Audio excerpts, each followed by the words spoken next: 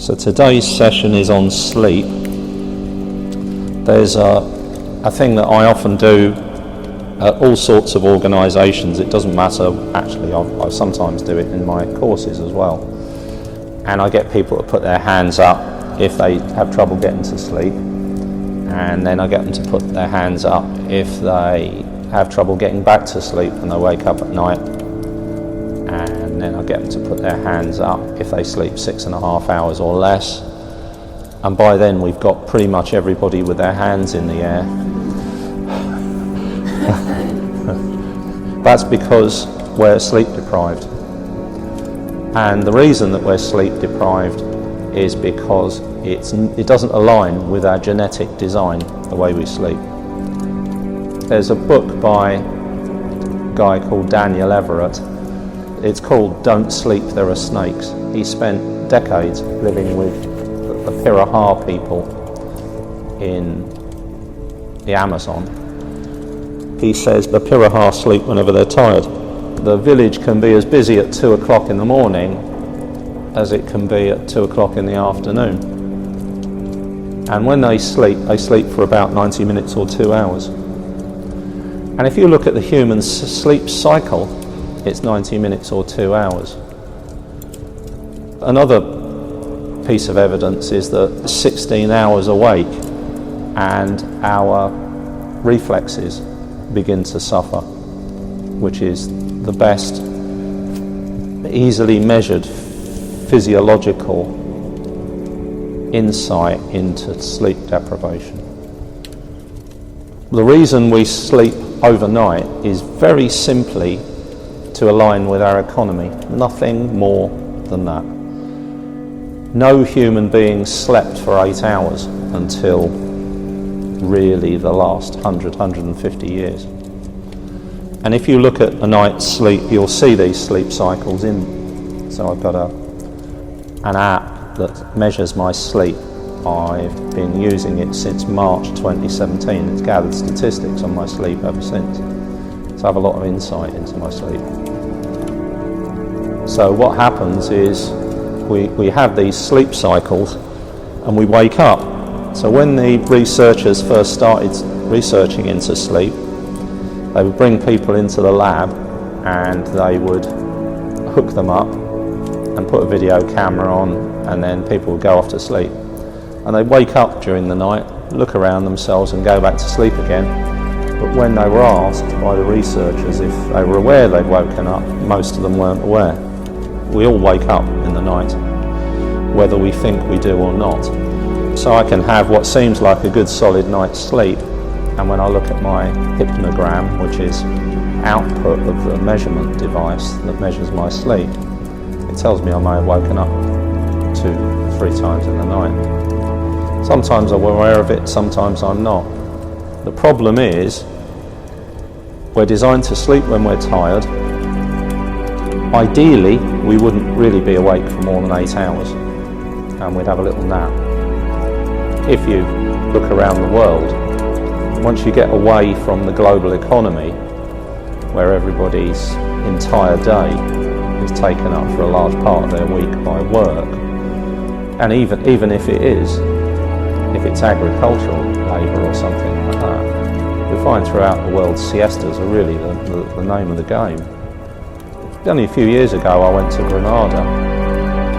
We were going down the main road, which it was like Oxford Street on a busy day. Nothing was moving. The bus wasn't moving, so we got off and walked. It was crowds of people.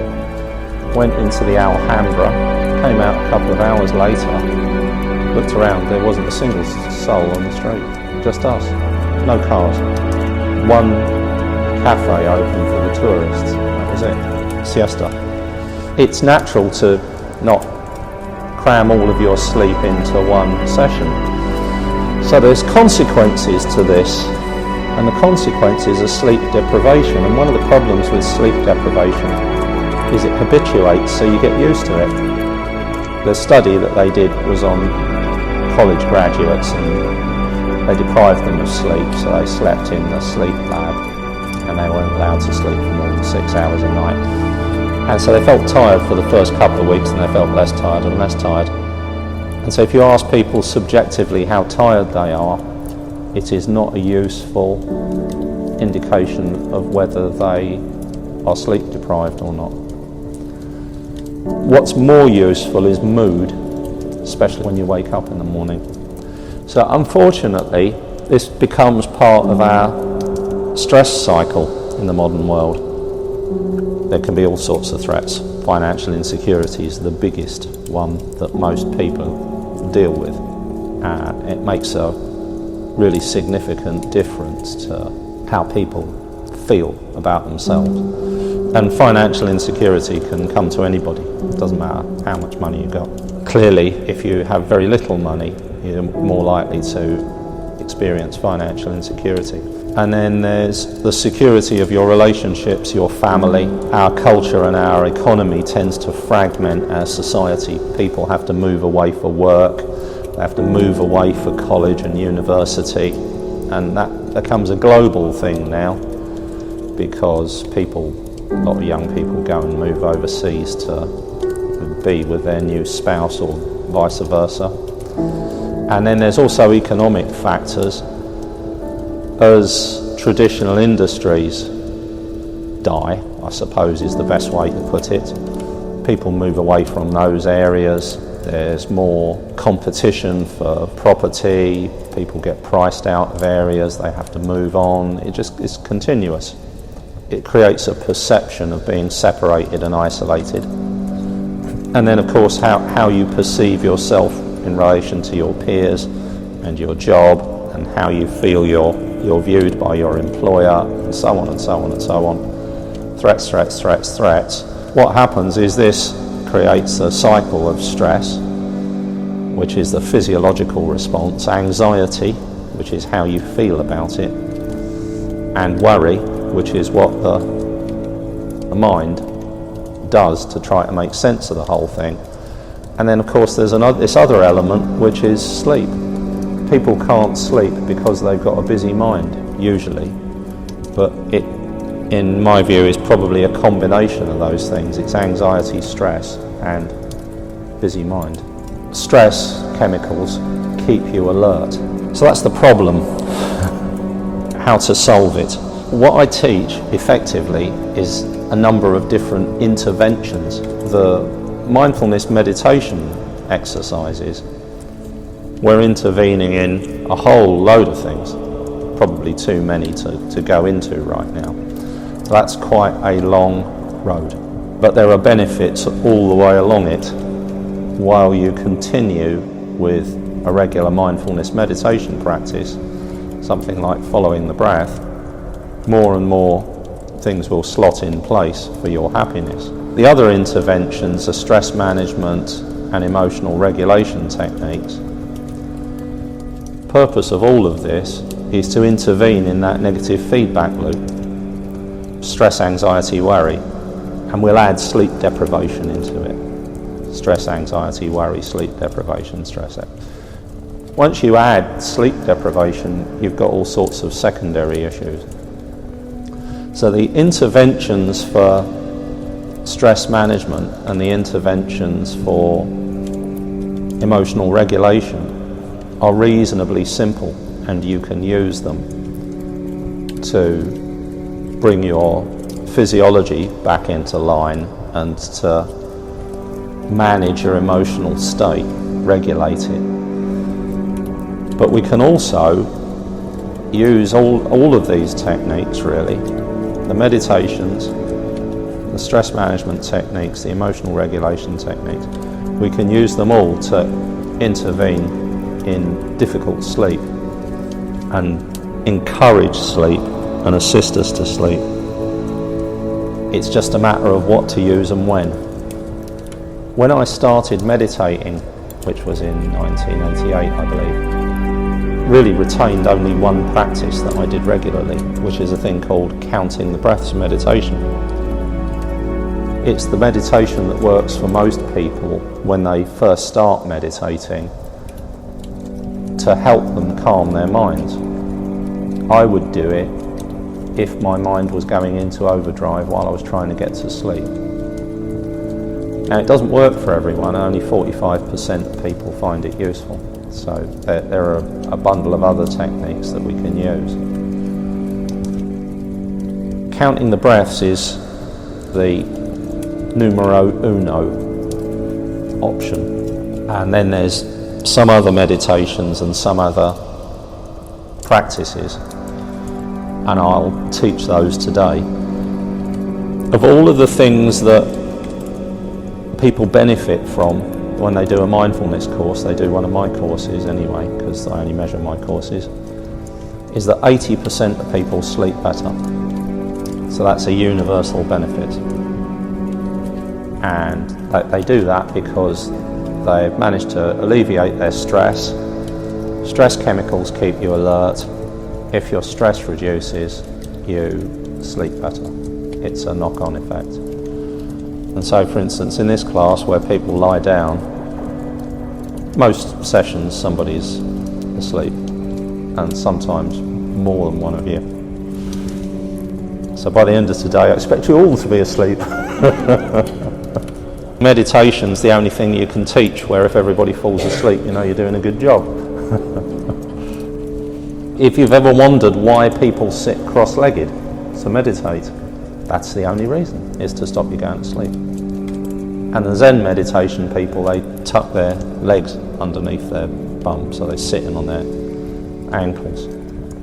That's definitely stops you going to sleep. That's what I'll be teaching, but we'll start off. If I had to give you some tips to help you get to sleep, there would be just things that you can do to help you sleep, right now, without you doing any other practices. The first one would be setting yourself an alarm to go to bed. Set yourself an alarm to get up in the morning. Set yourself an alarm to go to bed at night. And then set yourself an alarm to prepare to go to bed. And set that about an hour and a half before you go to bed.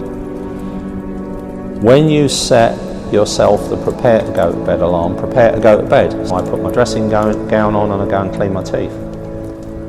I do it an hour and a half before I go to bed. For one very good reason that I clean my teeth then is because I'm going into the most brightly lit room in the house, and that's telling my brain it's morning. Very, very simply, we know that this has an effect.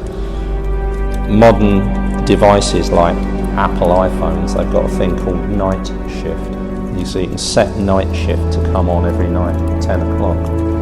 And you can set the warmth. It's got a warm glow, so it moves from white to warm. So I tend to read before I go to bed, so I'll read on Kindle, but I'll use the night shift functionality. And you'll find that on a lot of phones now, something similar. So that's the thing. The first thing is an alarm to go to bed, an alarm to prepare for bed. The other thing you can do is get cooler. We sleep better at 19 degrees. The app that I use, a thing called Sleep Cycle, it gives you the average sleep quality throughout the world. And the worst sleep quality is always in the Middle East, and the best sleep quality is always in Scandinavia. And that's very simply because if you're too cold, you can warm yourself up in a jiffy. You just pull the blanket up, right? It takes a lot longer to get cool. And the part of you that needs to be cool is your body, not your hands and feet. 19 degrees is the ideal temperature. So if you've got an accurate thermometer in your house, and you put it in your room and adjust your heating so that it's either 19 degrees or below. And below's fine because you can keep your body warm just by having a duvet or a blanket. So step number 1, set an alarm to go to sleep. Step number 2, stay cool. And so step number 3 is a very, very simple thing. If you take your thumbs and fingers, and you just, your first finger, touch your thumb with your first finger. This is the typical yoga teacher's meditation pose, and that's a thing called the chin mudra. If you do that at night when you want to go to sleep, and all you do is, if you forget about it and your fingers are no longer in contact, put them back in contact again. Just touching the finger and thumb together like that transforms sleep for about 1 in 10 people. That's it, that's all you do. Finger and thumb in contact, chin mudra. Doesn't have to be tight, just so they're touching. If they stop touching and you notice, put them together. That's some little sleep tips. What I do now is I'll teach meditations, or all of these meditations are meditations that you can use as sleep interventions. So what we'll do is we'll start off with the counting the breaths meditation. So it's kind of 50-50 for this.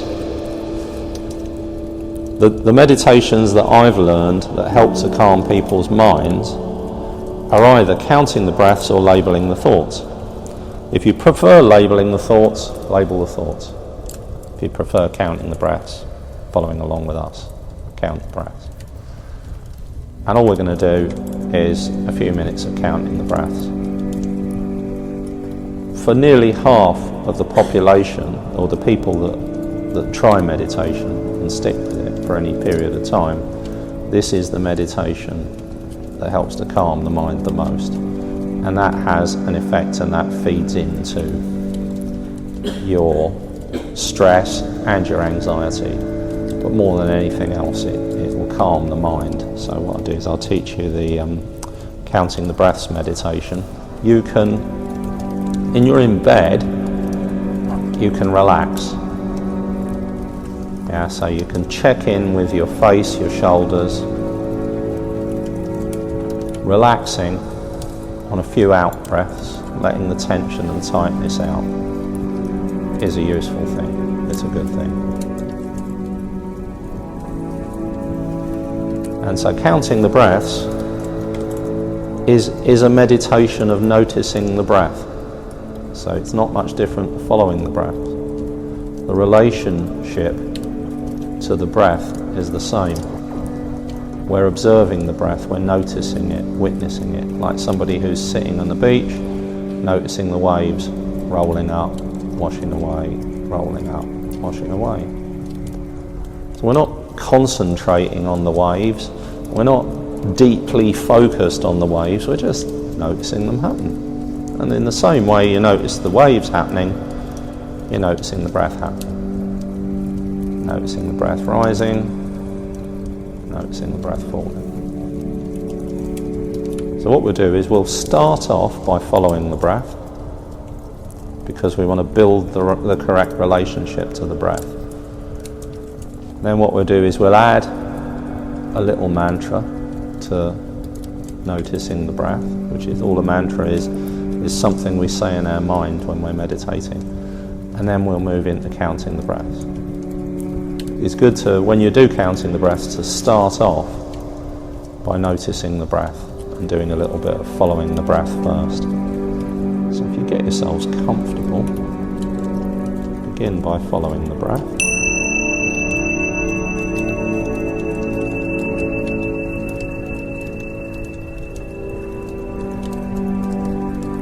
And what we'll do is we'll actually make it even more frictionless by starting with the meditation of no meditation for the breath.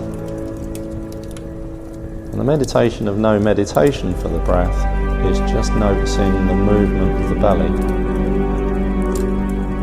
At the top of the belly, tiny little movement. It's the belly rising and falling in time to the breath. We're just noticing that. There's no instructions. Doesn't matter if your mind wanders. Doesn't matter if your mind's busy. Nothing matters. Doesn't matter how you feel. All you're doing is noticing this movement. Belly rising, belly falling.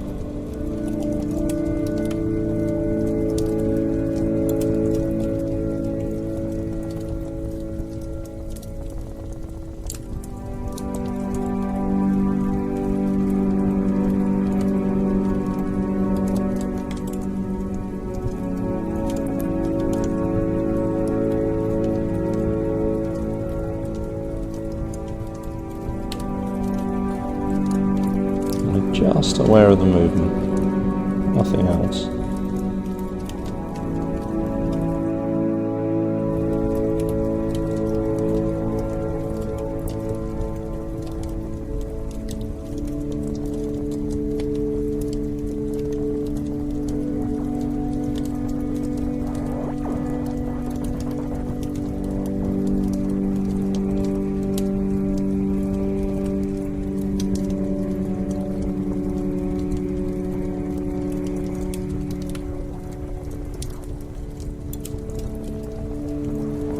Just that tiny little movement.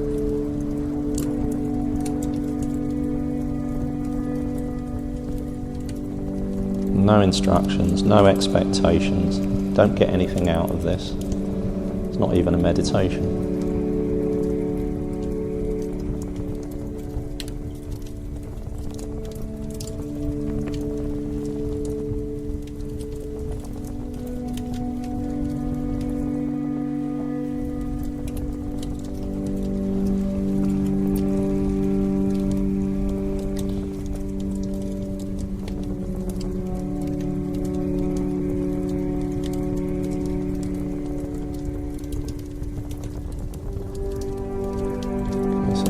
Do now is move into following the breath. So following the breath has an instruction in it. Only one thing. So the only difference between the frictionless practice we were doing, the meditation of no meditation for the breath, and following the breath is that following the breath has an instruction. And the instruction is that when you notice your mind's wandered, you bring your attention back to the breath. You can notice the breath any way you want. You can notice the movement of the belly still. Or you can notice the coolness of the in-breath and the warmth of the out-breath.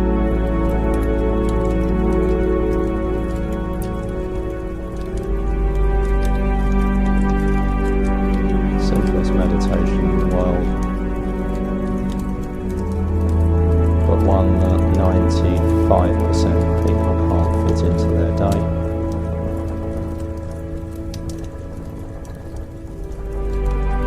Consists of 4 lines in the script. Notice the breath.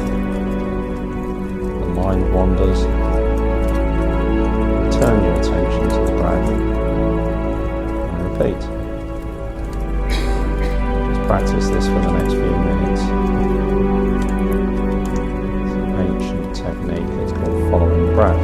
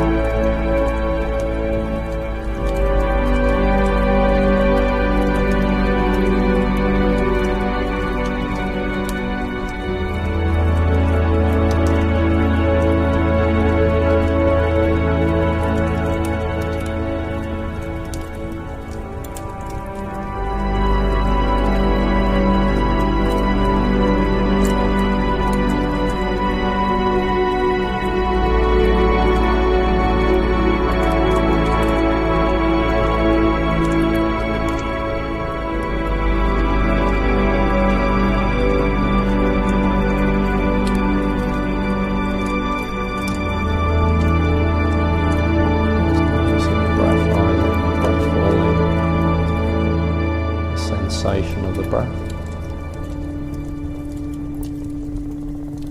coolness of the in-breath and the warmth of the out-breath.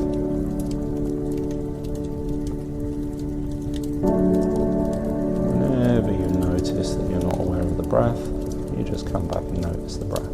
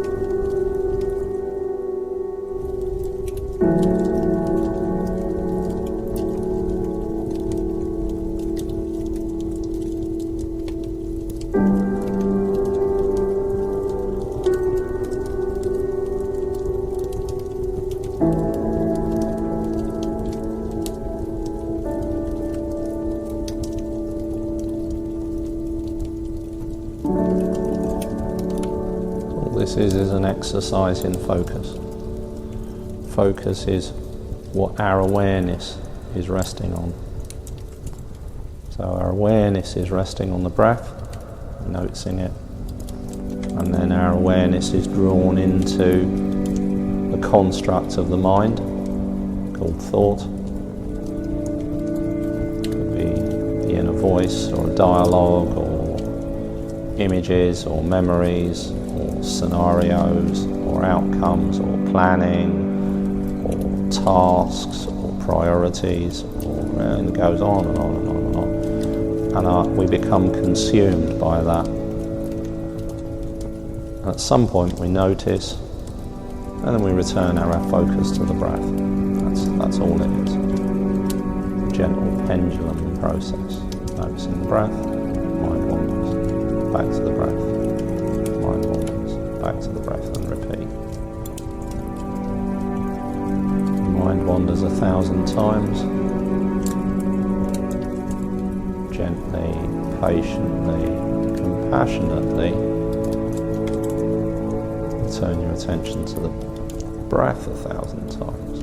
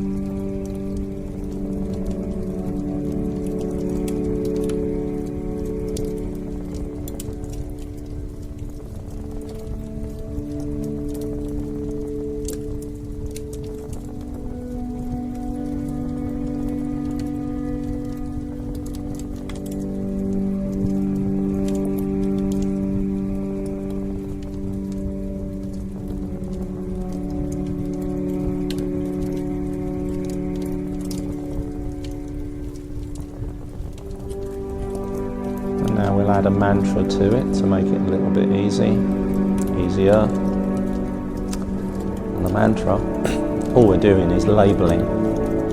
We're noting the in-breath and we're noting the out-breath, using the mind, using the inner dialogue. And so what we do is when we're breathing in, we say in our mind, rising. And when we're breathing out, we say in our mind, falling. Rising, falling.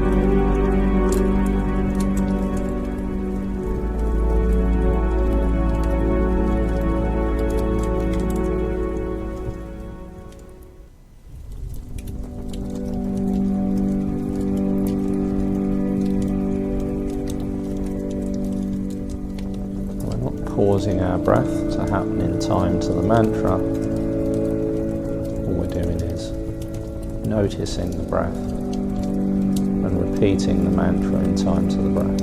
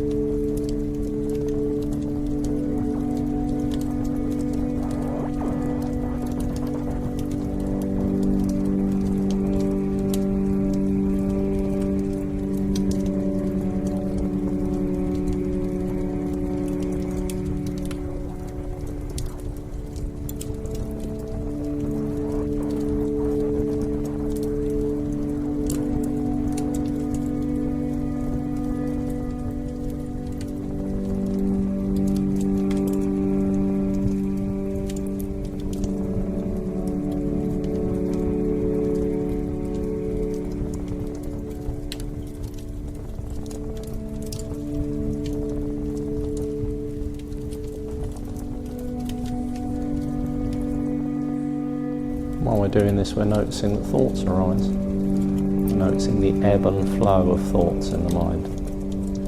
The wandering, the arising of thought, the subsiding of thought. The moment of recognition when we notice that we become part of our thought. Returning to the breath, noticing the mantra. Power of thought again. Sometimes you'll find it'll draw you into this semi-sleep where it's almost a dream. That's the hypnagogic state. If that happens, what you do is stay there. Don't force yourself awake. Don't drift off. So we're one foot in the waking world and 1 foot in the sleep world. It's a comfortable semi-sleep state.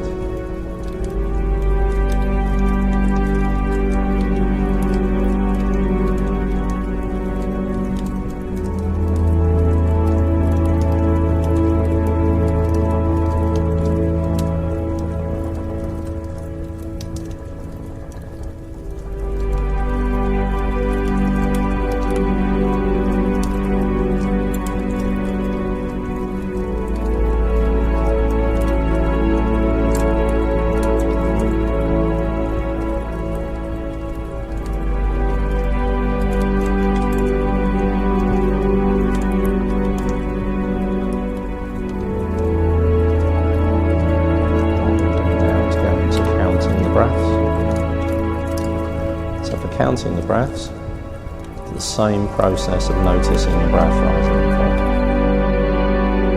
What we do is we just count each successive breath. We count 1 on the in-breath, 2 on the out-breath, 3 on the in-breath, 4 on the out-breath, up to 10. When we get to 10, begin at 1 again. When we lose count, begin at 1 again. 1 on the in-breath, 2 on the out-breath, 3 on the in-breath, 4 on the out-breath, up to 10. Get to 10, start at 1. Lose count, start at 1.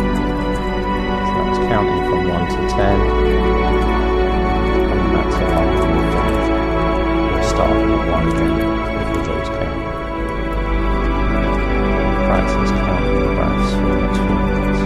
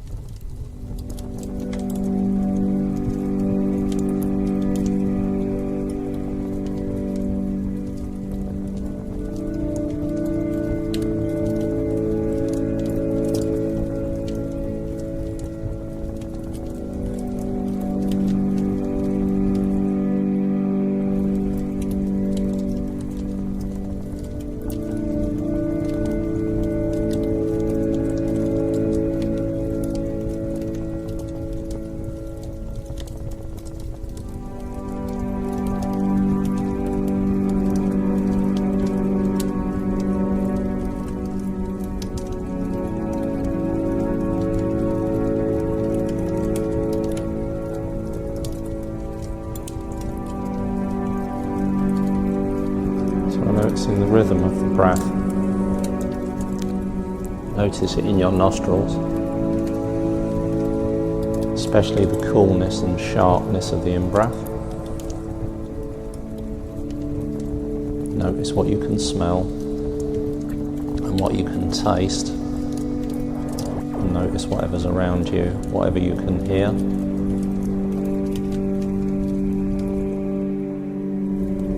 Collection of all sounds, the hubbub of the present moment. Notice yourself becoming aware of that, and the sensation of being pushed into the ground,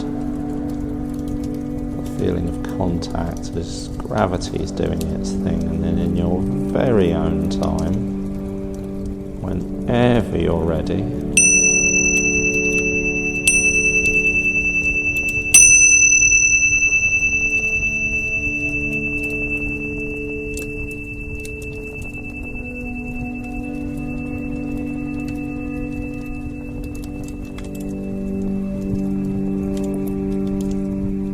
gently return your attention to your surroundings.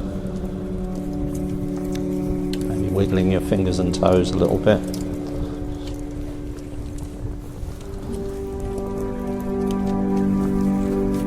So I've kind of intervened in that.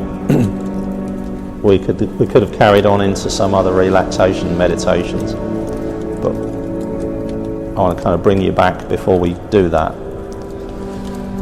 because the information of when to use these is as useful as actually using them. So the counting the breaths meditation is the easiest to implement as something to assist you getting to sleep. It doesn't work so well if you wake up in the night and you want to get back to sleep again. To get ourselves back to sleep again, we want to intervene with the body, because if we've woken up and the body wants to wake up, or it thinks it's time to wake up, or it feels like you need to wake up, it'll actually start releasing stress chemical called cortisol. There's a cortisol spike, which is actually quite significant. It's 10 times the amount of cortisol in your body over the rest of the day in a normal healthy human. So what we want to do is intervene in that, and we do that at a physiological level. So there you are, you've managed to get to sleep. Counting the breaths has calmed the mind, or whatever practice you use. You might use labeling the thoughts, you might use following the breath, you might just label the breath, rising and falling, whatever it happens to be. You've managed to get to sleep and you want to wake up. You have to practice all these, try them out, see what works for you. And there you are, you've woken up at night and you want to get back to sleep again. So what we want to do is to not try to get back to sleep. The mind works against us almost universally in this way. So what happens is people wake up and they try to get back to sleep. It's just like trying to get to sleep. And you're making it more of a thing. It becomes a big deal then. I mean, it may or may not be a big deal, but you're confirming to your mind it's a big deal. So the first story in Genesis, I'm not a Christian, but this is a genius piece of wisdom. So God says, you can eat anything you want in this Garden of Eden, but don't touch that fruit, right? What that is that's our natural human tendency to elevate something that's naughty or bad, or we shouldn't have. So all of a sudden it becomes the juiciest fruit in the garden just because you've been told not to eat it. So we've elevated it as an element of our experience. Elevate something as an element of your experience, and there's a lot of emotion becomes attached to it straight away, and it becomes what I call a thing. So, I must get back to sleep is the recipe for not getting to sleep.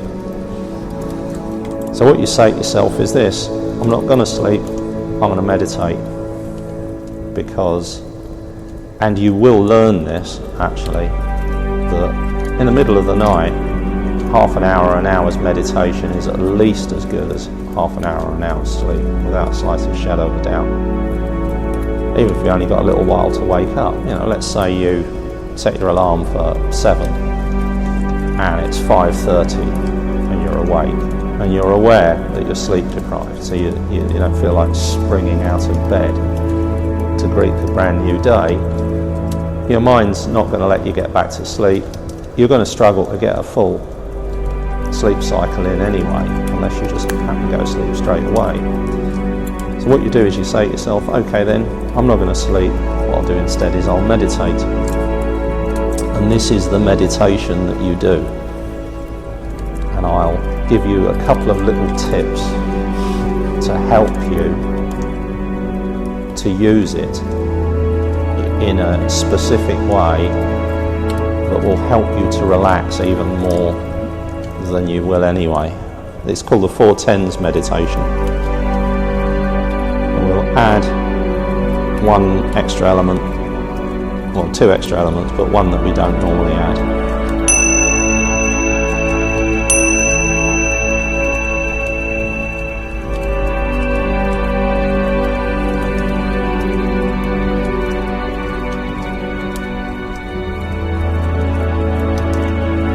So because we're living in a busy world, busy mind, busy world, modern mind, lots of priorities, lot of tasks, a lot of problems, a lot of things to do, a lot of threats, a lot of stress. Our physiology is responded, and the way it's responded is by adding musculoskeletal tension.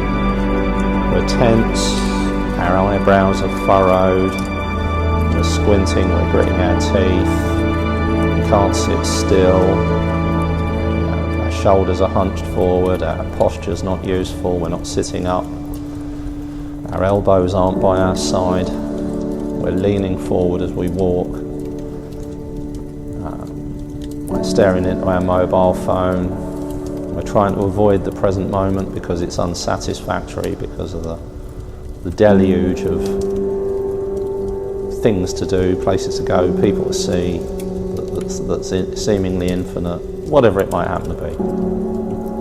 Whatever it might happen to be, and it manifests itself in tension. So there's a couple of things that we can do straight off before we start meditating to resolve our tension. It's useful to have your elbows by your side. Whether you're lying down or sitting, that helps.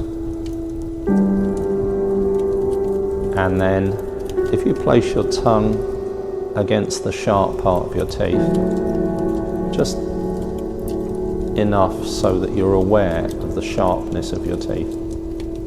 That's all you need, is to be aware of the sharpness of your teeth. And you're noticing the breath rising and falling.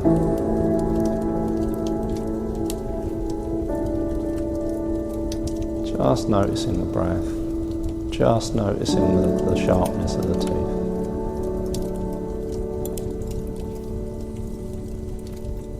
And then you place your thumb and forefinger together.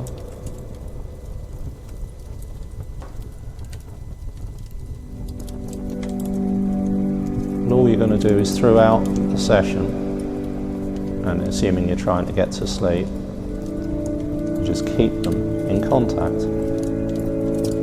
If you find that they're no longer in contact, you put them back in contact again. You're noticing the breath rising, noticing the breath falling. You're noticing the sharpness of the teeth. You're noticing your elbows are by the side. You notice your finger and thumb, first finger and thumb is in contact.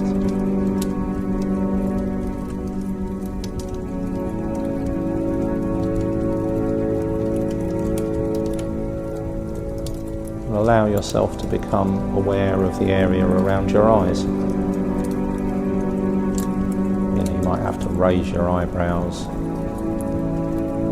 or squint, or frown for a little while, something to help you to connect to your eyes. You might want to start with the forehead, in which case you place your palm very, very close to your forehead without actually touching it. And then you're focusing your sensation. You're focusing your awareness on the sensations that creates, which are quite complex. There's the tingling of the tiny hairs on the forehead as they're touched by the palm, and the warmth of the palm.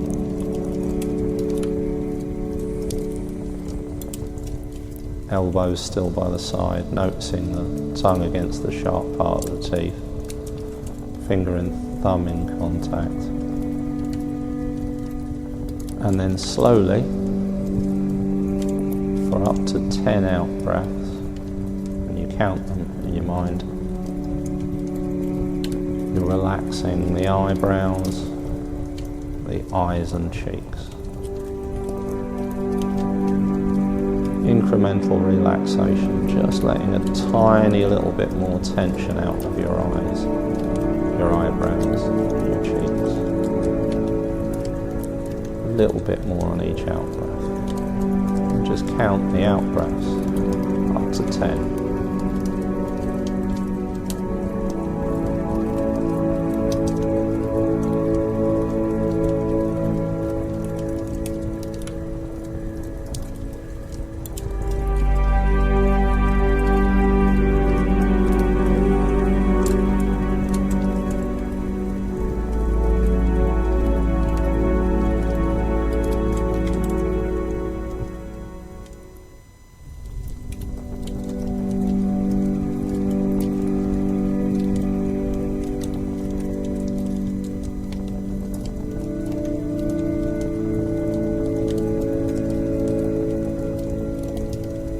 So again, checking in on all these parts of the body, checking your tongue is in contact with the sharp part of your teeth, your elbows are at your side, your thumb and first finger are in contact, and noticing the relaxation as you breathe out in your mouth and lips, your jaw and your throat. Same as with the eyes, with the jaw, relaxing on 10 out breaths. Counting the out breath in your mind as you breathe out.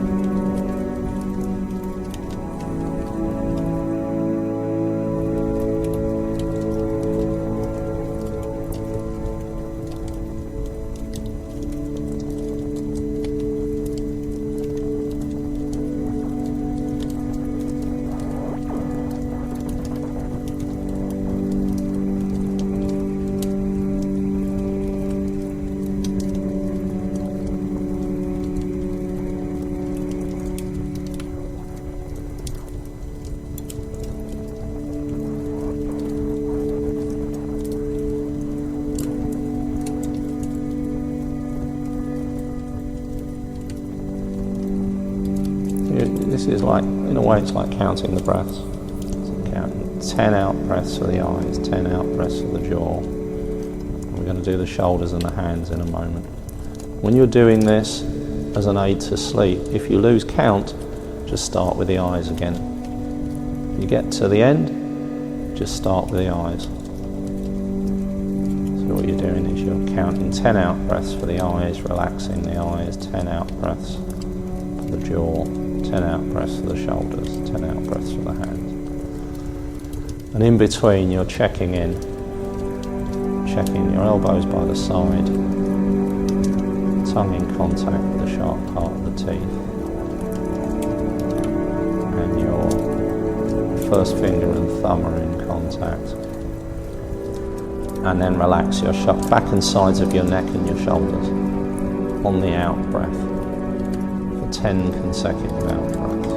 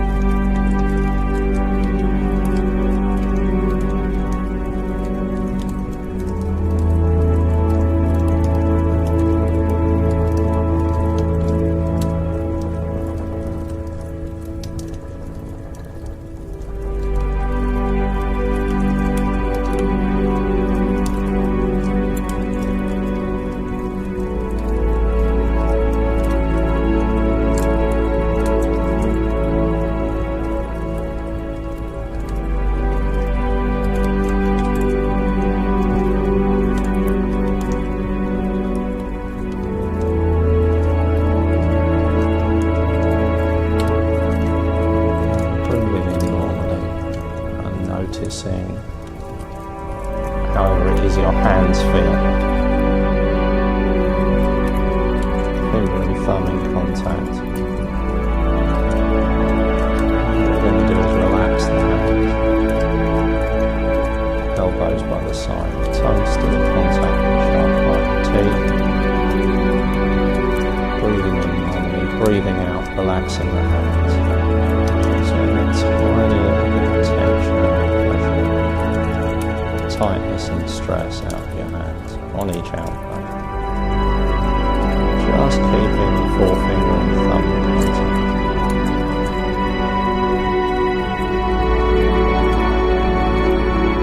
Again, 10 out breaths on the hands. Count them in your mind.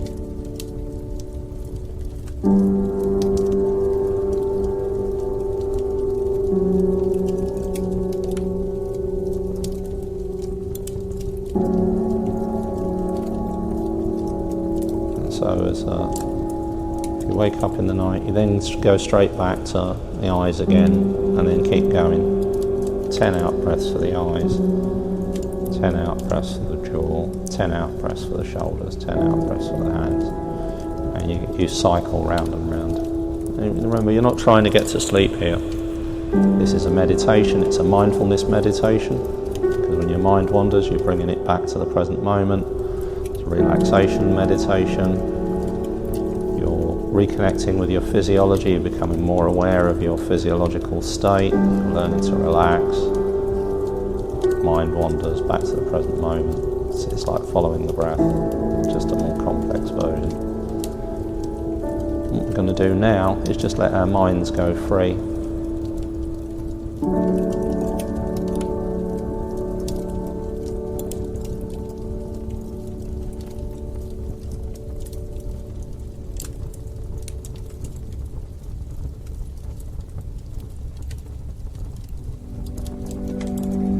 Notice the breath, belly rising and falling.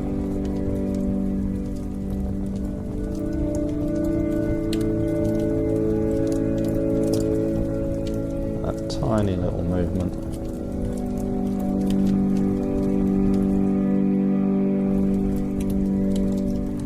And if you wish in your mind, say the mantra, following the breath mantra, say rising,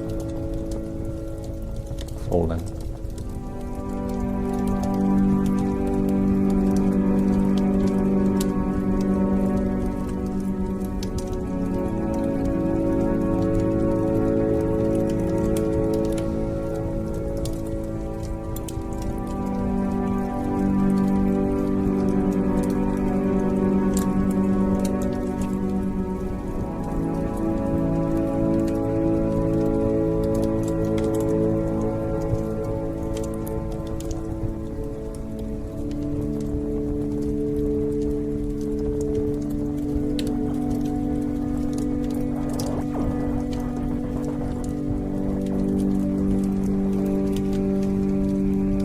Focusing your attention on the sensation of the breath in the nostrils, especially the coolness of the in-breath. What you can smell and taste, and the sensation of being pushed into the ground and in your very own time.